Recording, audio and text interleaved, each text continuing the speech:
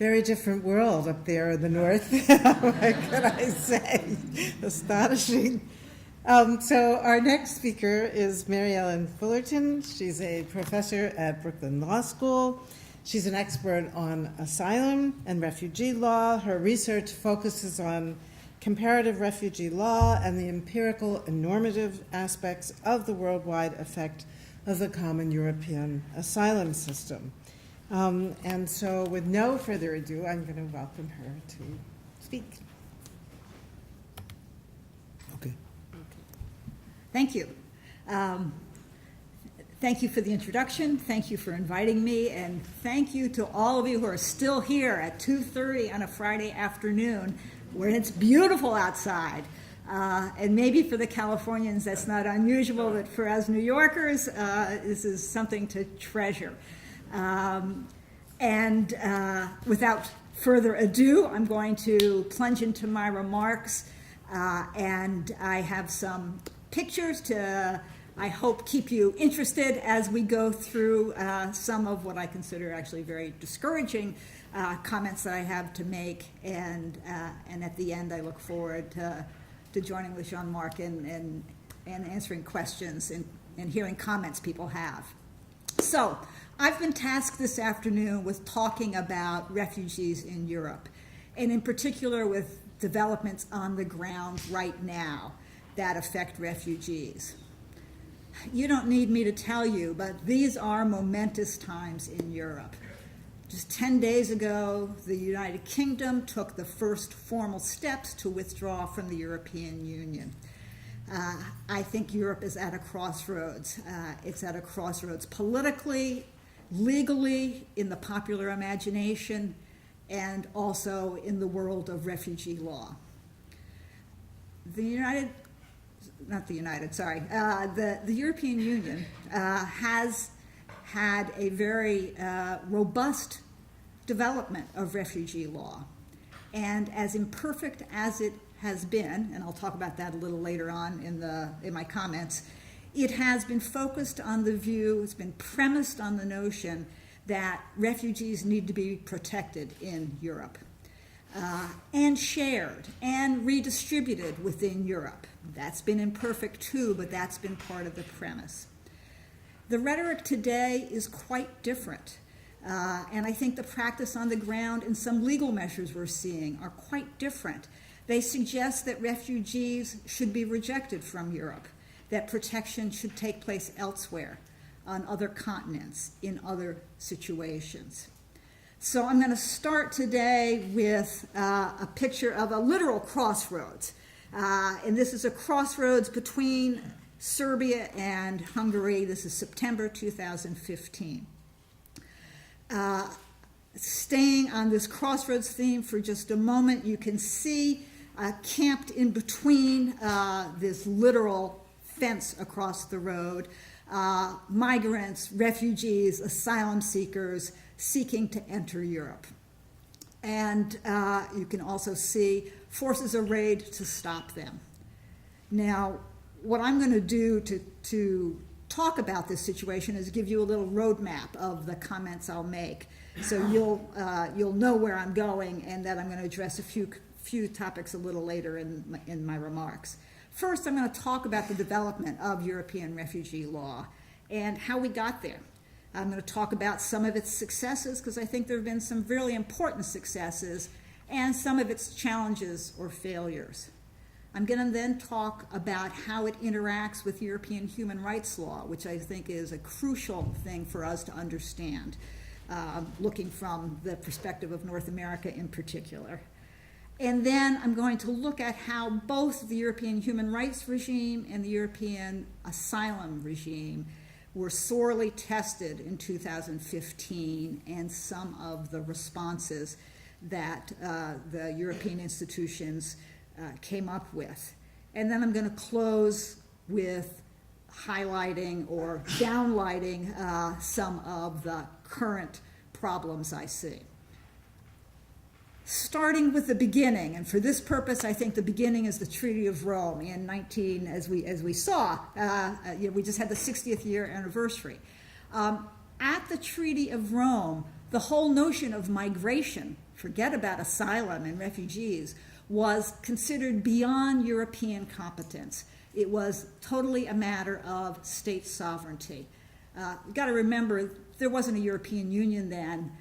This was the European Economic Community. This was the common market. This was based on the four freedoms: the freedom of movement of capital, freedom of movement of services, freedom of movement of goods, and freedom of movement of workers. Nothing about people in need. And indeed, that was not part of the deal.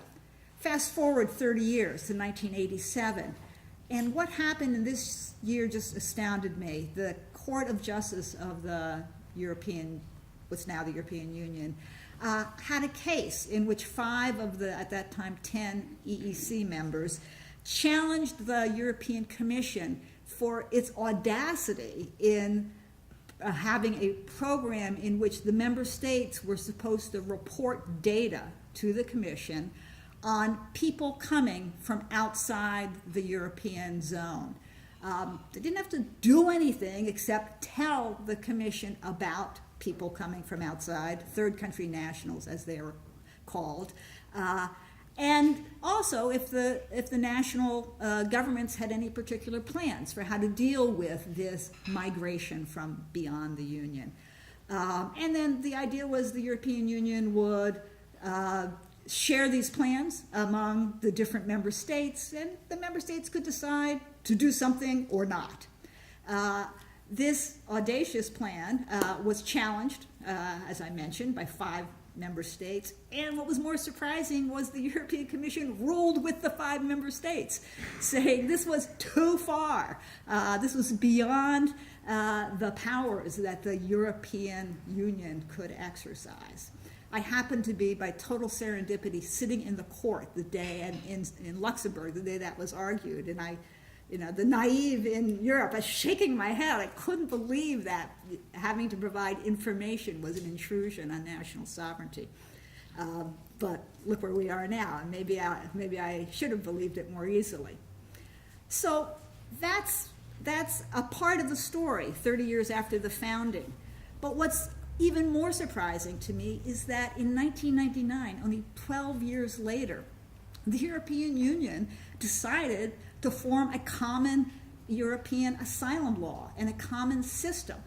And they did it with the words of saying, we can't deny freedom to those who justifiably seek access to our territory. And then they went ahead and did it. They actually developed a common system from nothing, from individual member states having laws and practices, of course, but from nothing that they had worked on and created together. So how did we get there in just 12 years from this notion of migration and asylum as totally a matter for national sovereignty to it being a not only possible but crucial for the supranational European Union to engage in? Well, we got there through a lot of crises and a lot of wars. Berlin Wall came down in 1989, and of course that meant there was going to be a lot of migration. You all remember Gorbachev and the Soviet Union dissolved at the end of 1991, and that meant there were a huge number, hundreds of thousands of people who were stateless, as there were no longer a state of the Soviet Union. And many of them were going to be on the move. There was the Bosnian War from 92 to 95. And I want to pause for a moment to just remind us all of how many people not only were displaced by the Bosnian War, but actually found refuge within Europe, within the European Union. Only they found it within member states. And Germany took the brunt here of, I think my numbers say there were roughly 580,000 Bosnians who received refuge outside Bosnia during that war. 340,000 were in Germany, 15,000 in France, and smaller numbers in other European Union countries. The Germans certainly didn't feel that everybody was carrying their share there.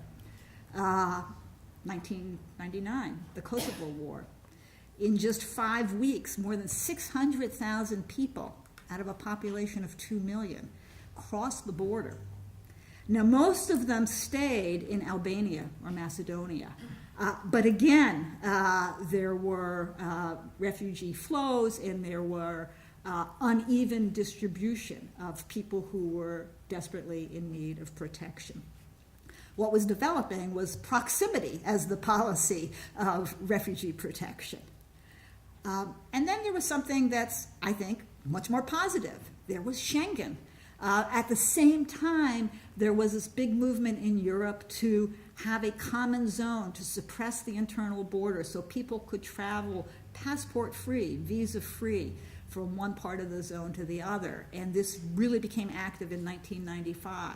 So all these things were going on that propelled the European Union political leaders into making a common asylum law.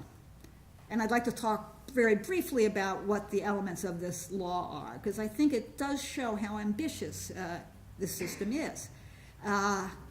Here's a little map with, in yellow, the European Union. It's a little bigger now in 2015 than it was back in 2000 when the common European asylum system got going, but nonetheless, we see a large territory of contiguous states. The very first element was the Eurodac regulation, which was essentially the fingerprint regulation. And it was the notion that as a matter of European Union law, everybody needed to be fingerprinted who entered irregularly, who entered as an asylum seeker or as a migrant without prior permission. And clearly the notion was that there was going to be a union-wide database that was going to help in many ways, including in ways so that there wouldn't be a lot of asylum shopping, but also in ways to know how to distribute refugees within the union. The second major element was the Temporary Protection Directive. And I should pause to just say for a moment, as a matter of European law, directives are laws that are passed by, they're legislation of the European Union that then, usually within a period of around 2 years, each national legislature has to adopt. And that's what the Temporary Protection Directive was.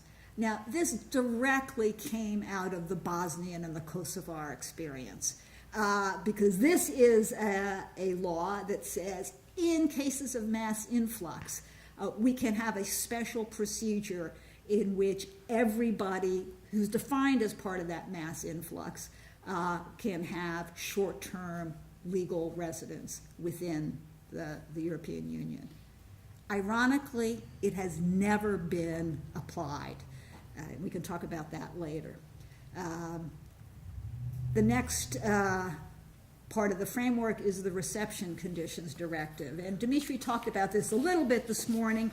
And it's a very ambitious directive that hasn't always been lived up to. But essentially, it requires states to provide decent, humane housing accommodations. It can be through private assistance. It can be in collective centers for people while their asylum application is being determined. Something that those of us in the United States can't even imagine having the law require to be done. And it's not always done well in Europe either, but at least it's the law. The Qualification Directive. This is the part of the European law that defines who gets protection. And it, by and large, says people who meet the 1951 Geneva Convention definition, well-founded fear of persecution on account of race, religion, nationality, political opinion, and membership in a social group. But it goes further. It says people who are fleeing serious harm, and that's been interpreted very broadly. It's been interpreted to cover people who are fleeing armed conflict. So it essentially takes the refugee definition and says as a legal matter that these people are entitled to live in the European Union, to have residence permit, to have work authorization, to pick up their lives again. The Asylum Procedures Directive sounds like what it is, and it was the hardest one to come to agreement on because the notion of what kind of rights you were going to provide to these people who weren't even European most of the time, and what kind of duties the governments had in terms of providing notice and interpreters and kind of right to access to lawyers and to UNHCR was hard fought. And I should mention that this final piece of the Common European Asylum System came into effect right in 2005, which was just when the EU was expanding from 15 to 25 countries. So before the 10 kind of Eastern European countries joined, the members, the 15 current members, decided they had to get the refugee law correct. And they had to have it in place and to have the newly entering member states agree to it before they joined. And that's what they did. Lastly, although it was not last in time, the Dublin regulation, which I'm going to talk about a bit more in a moment, this is the part of European law that tries to sort. It's kind of like the Harry Potter sorting hat, to sort refugees as to where you have to go and under what conditions to have your asylum case determined. And often that means to live, at least to live in a lawful manner. So those are the key elements of the refugee law. And you can see it covers a lot of things. It's very impressive, even if it's not always lived up to. And I want to say that there are two, I think, very important successes. First is that having this framework and having it be a legal system that had to be adopted by each of the national legislatures meant that this system worked so that it really improved the minimum standards of EU member states. So it had the most impact in the states that had the weakest asylum systems. They had to, and by and large they did, bring their asylum system up to the European standard. And that was important. It really changed a lot of asylum procedures and a lot of people who then could present powerful arguments that they were entitled to protection within the EU. The other big success, I think, is the subsidiary protection notion that I mentioned before. And there are lots of people in Europe in particular that disagree with me about how successful this, what I think of as kind of innovation or growth in protection is, because of course there are ways in which it's got some negative consequences. But what I want to stress is under the European asylum law, which is still the law today, even though not always abided by, people have a judicially enforceable right to protection within the EU if they have a fear of serious harm, including war and other things. But what that means is it's not up to the government's discretion to decide whether to have war refugees come and have protection as a matter of law. If you're in the EU, hence the importance of getting there, you now, in light of this system, have a far broader ability to seek protection than ever before. Now, some of the obstacles, as I like to call them. And the first one, I'm going to see if I can zoom in on this for you. Oops, didn't do that right. Let me try again. Well, I can't figure it out. The important thing here is to look at the orange columns. What this tries to show you, what this graph shows you on the top line, is the difference in success rates for asylum applications filed. On the left-hand side, that's Afghanistan. In the middle, it's Iran. And on the right-hand side, it's Iraq. So taking three big populations of asylum applicants in 1998 and looking at how they were decided in 5 different EU countries that got most of those asylum applications. And you can see, and this is the point, there's an extraordinary variation. If you're Afghani and you're applying in the UK, you have about a 95% chance of having your asylum petition granted. In contrast, on the far right there, if you apply in Austria, you've got about a 10% chance. And what that means, of course, is that you really care about where your asylum application is going to be decided. So that's the top row. The bottom row are the same 3 countries in 2013, so after we have a common asylum definition. And again, just look at the orange columns, you can see that the differences between high and low aren't as great, but they're still quite strong. Again, kind of the incentives to seek asylum in certain countries and to try to evade the asylum processes in other countries. In my view, this is one of the, just the major problems within the notion of a common European asylum system. Now, we know in the United States, where we have a common law, that we see vastly different rates with regard to refugee decisions also. So this isn't limited to Europe. And we have in the audience, J.R. Ramji Nogales is one of the authors of some very important empirical work showing the stark disparities depending upon where your asylum application is decided, what court you're in. So this isn't simply a European problem, but nonetheless, it's a fundamental challenge to the European common system. Second major challenge I'd like to talk about is the reception conditions scenario. This is a picture of Lampedusa, the island closest to North Africa in Italy that I visited when I was spending a year looking at asylum matters in Italy. And this is probably a pretty good day in Lampedusa.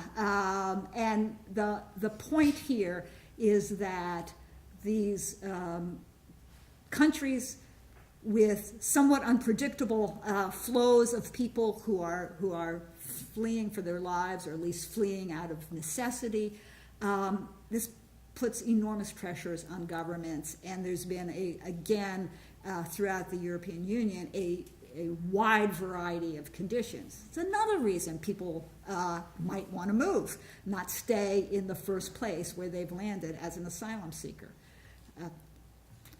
And the third part that I'd like to talk about, and I think this is the most important for us, and the most important about refugee redistribution, is the whole notion of transfers under the Dublin regulation. I just want to put this map of Europe and the flows of migration. This happens to be 2015 and part of 2016.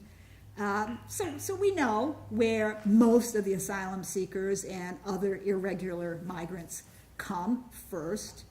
And that's really important because under the Dublin regulation, the default venue, the place where you need to have your asylum application decided, is the country first entered. 95% of cases under the Dublin regulation get decided on that. So what's that mean?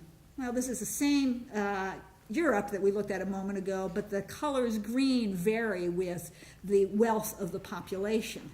And what we can see is that the wealthier countries in the north of Europe try to send back to the poorer countries on the periphery of Europe more asylum seekers. So it's totally counterproductive, in my view, counterintuitive in a certain sense, that the poorest countries on the edge end up saddled with not only the first arrivals of everybody, but then get them back. This is a major problem. And it's a problem that has, I think, interrupted the functioning of this as a common system. There are many, many applications to transfer from one state, to transfer an asylum seeker to another state. They've seen the fingerprints. They say, we've got a hit. We see this person entered in Italy. They're now in Sweden. We want to send them back. So there's a lot of government processing that goes on, but really relatively few transfers that actually take place. And this chart, if you just look at the blue columns show how many applications for transfer were accepted by the member states. In other words, they said, you're right, they did get fingerprinted in my state, send them back. And then the orange columns, the much smaller ones, are the numbers that actually go. So even for the states where a Dublin transfer is agreed upon, it rarely happens for multiple reasons. And the point here is that it's a system that doesn't make a lot of sense, that it's counterproductive in terms of putting the burdens of numbers on the countries on the periphery of Europe. And with all this time and money and energy, it still doesn't happen very much. So I'm for suspending the Dublin regulation. Surprise, surprise. Now, the European Human Rights Court kind of agrees with me in a certain sense, only in a certain sense. And I want to start here with the Council of Europe, the 47 countries that have come together and become state parties to the European Human Rights Convention. There are multiple provisions in this convention that are important to asylum seekers and others who are seeking protection. But the one I want to focus on today is Article 3. It says nothing about asylum. There's nothing about refugees or asylum seekers or seekers of protection in the European Human Rights Convention. It's about the human rights of people. And the human rights of people include an absolute prohibition on sending people or treating people, whether they're refugees or anybody else, in a degrading way or with inhuman treatment or punishment. Now, the European Court of Human Rights has an extensive jurisprudence on this matter, and many of the cases, but no means all, come up in the context of rejected asylum seekers. So there's now jurisprudence from the European Court of Justice in Luxembourg interpreting EU law, and there's jurisprudence from the European Human Rights Court in Strasbourg interpreting the Human Rights Convention that each member state has to live up to, and each set of advocates has to pay attention to.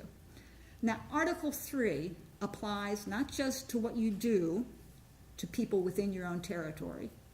It applies to what you do when you're acting on the high seas, as in stopping people in the Mediterranean and sending them back to Libya. And it applies when you are transferring people within Europe to countries where they may face inhuman or degrading treatment. And in a landmark case in 2011, the MSS case, the European Court of Human Rights said that Belgium had violated Article 3 of the Human Rights Law by relying on the Dublin regulation to send an asylum seeker from Belgium back to Greece. This was kind of earth-shaking, because there had been many challenges like this before. All had been rejected. The European Court said, well, we know all the members of the EU are state parties to the Human Rights Convention, as well as to the Geneva Convention. We know that they're doing their best to live up to their obligations. But finally, in 2011, the situation, the reception conditions, and the lack of procedures in Greece were so terrible that essentially the European Court couldn't stomach it anymore and said, we don't care that, Belgium, you relied on the Dublin regulation to transfer Mr. MSS back to Greece. You violated Article 3, and you have to pay him money for that. And in fact, they also said that Greece had violated Article 3 by the terrible conditions they had left this asylum seeker in, essentially detaining him in prison and dirty mattresses, non-working toilets, releasing him with nothing but letting him live on the street for months. With many of the other asylum seekers, the processing was going so slow, there was no reasonable expectation to think he'd ever get a decision on his asylum claim. It's no wonder he left for the second time and tried to get as far as Belgium. So here we have this very important interaction between European human rights law and European asylum law. Now, in 2014, the European Human Rights Court issued a similar judgment about Italy. Not as sweeping, but they also said that Switzerland had violated Article 3 by sending an Afghan asylum-seeking family back to Italy because there were no accommodations that seemed to be available for this family and their minor children. So it was very much focused on the kinds of accommodations. The European Human Rights Court is a major player in this area. Now, what happened in 2015? We know from our own historical memory, we know from Dimitri this morning, we know that lots of people came to Europe via several different migratory paths. We know that this slide on the bottom, this image on the bottom, is just trying to give you an image that they're coming by and large from Turkey, which at that point had registered, 4 million refugees, many of whom were Syrian. We know that the World Food Program had been halved. We know the Syrian war was grinding on. And we also know that many, many people chose to go across the Aegean route to seek protection in Europe and landed in Greece. And they didn't stop there. As Dimitri said, they didn't want to stop there. So they walked up, and they got as far as Hungary, which was busy building a fence. Again, a theme that we all know well. Let's build some more walls along the border. And so here we have a group of individuals who are trying to access the European Union and are being stopped by that wonderful sign, "Welcome the European Union" on the top, and kind of the Hungarian national colors on the bottom saying, "You are not welcome here." Now what happened? I thought this was really important, although extremely disappointing. The European Commission and the Council voted on a relocation plan and agreed that using their majority, not unanimous voting procedures, that other member states would take some of the refugees who had been received by Italy and Greece. And the first group I'm just looking for my numbers here, in May of 2015, was the command was to relocate 40,000 asylum seekers from Italy and Greece, 60% of them coming from Italy. To be eligible for this relocation, you had to be in a group that was by and large being approved for protection in the EU at 75%. And as a practical matter, this meant Syrians, Eritreans, and a few others, but those are the major groups that were eligible for relocation.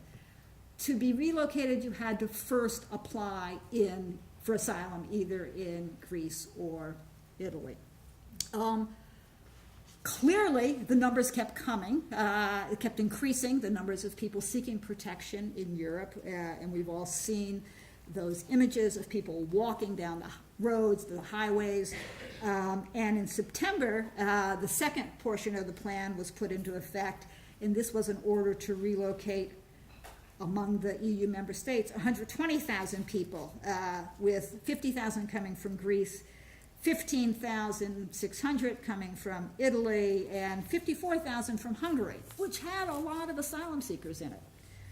Hungary didn't want to play ball. Hungary thought this was terrible. It didn't take any of its allocation. And in fact, Viktor Orban issued a statement saying that migration is the Trojan horse of terrorism, and that Hungary would be no part of this relocation plan, even though, you know, they wanted the other parts of EU financing, shall we say. And I want to just pause here for a moment, because I think this link of terrorism and refugees and migration is so important. And Richard talked about this before lunch, and I think I think we can't emphasize it enough. Now, this graph, which I'd like to just take a moment at, and again, if you just look at the lines, it doesn't matter whether there's a yellow line and a blue line here. What these are asylum applications in the EU, from 2006 on the far left-hand side to 2016 on the right.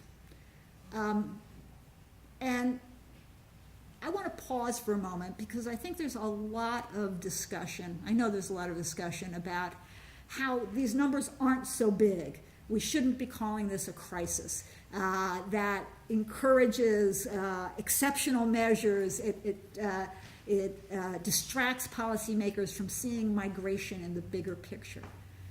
And I agree with all that. But that's a lot of asylum applications to get in 2 years. That's a huge number of asylum applications to get in 2 years. And it also shows us there's a lag.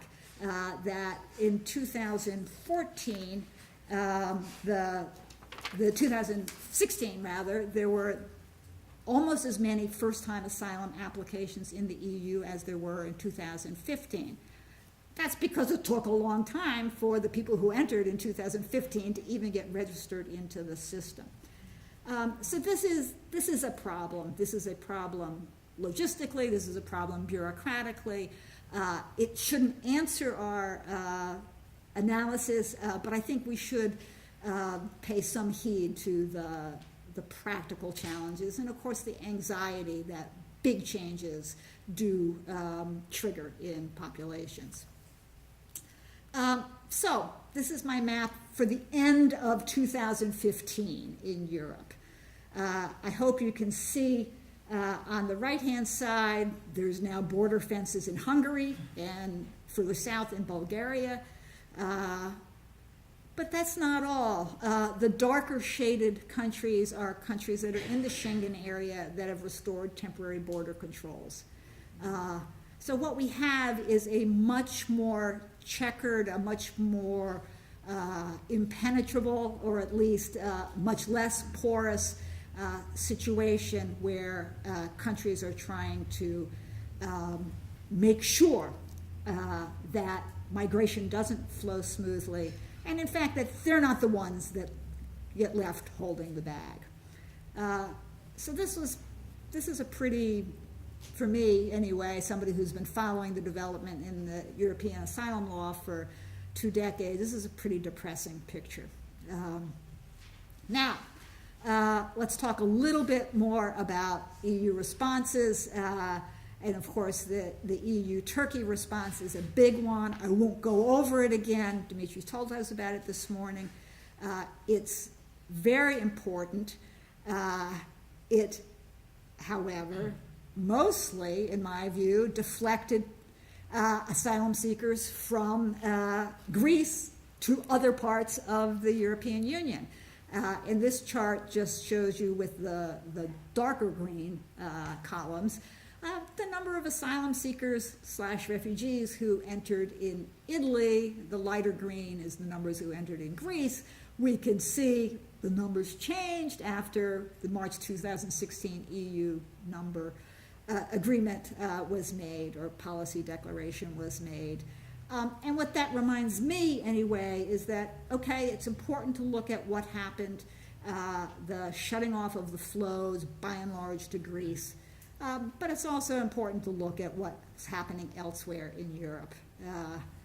So here are the numbers of first-time asylum applicants registered in the 28 EU member states in the last 3 years.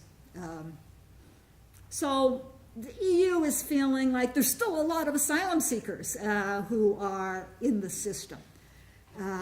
And the next slide shows you the number of asylum seekers who come from the major sending countries. Syria's roughly 30%, Afghanistan's 15%, Iraq's about 11%. So altogether, just those 3 countries make up more than 55% of the EU-wide asylum application pool. Now, these nationalities are distributed very differently in different countries. When we look at the origins of asylum seekers in Italy, we're going to see a different set of sending countries. But the point I want to make here is we can see how these 3 conflict zones are driving so much of asylum law and asylum policy. And we can see, I think, how it's so tied into this concern about terror, in these notions of terror attacks. And, you know, I read in the paper this morning, there was another truck driver in Stockholm who drove into a pile of people and into a department store. And we know about the truck driver in Nice, and we know about the terror attacks in Berlin, the Christmas market, and in Paris before that. These attacks, which are not tied in any demonstrable way to refugees or asylum seekers, nonetheless, I think, have been a real flashpoint and a really important part of the response in Europe to refugees. Now, the EU refugee relocation plan, as I said, Hungary dropped out, Italy and Greece were left, so roughly 100,000 were going to be relocated. This is a picture from Greece, from a refugee camp on the island of Lesbos in January of this year. Things are not great, and there are still a lot of people in Greece, fewer than if the flows had continued. And I'll defer to Dimitri on the numbers, but as I recall, it's roughly 60,000, 50,000, 60,000 asylum seekers stuck in Greece right now. These are the numbers of people who have refugees who have been relocated from Italy and Greece to the other member states in the EU. And the numbers are pitiful.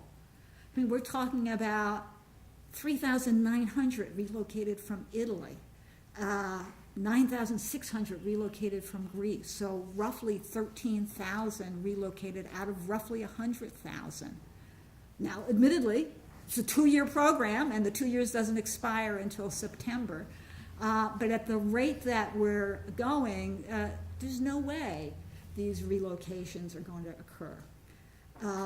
And it's a problem on multiple levels. I don't mean that it's simple, but for me, and this is only half the chart. I cut out the bottom half of the chart just to try to get it on the page. I mean, we have countries like Hungary, Poland, and Austria, 0. We're taking none. Less than 2% of their quota, and their quotas were pretty small. Bulgaria, Croatia, Czech Republic, Slovakia. They've taken like 12, 16, 9. In the 10% range, Belgium, Germany, Spain, more or less on track.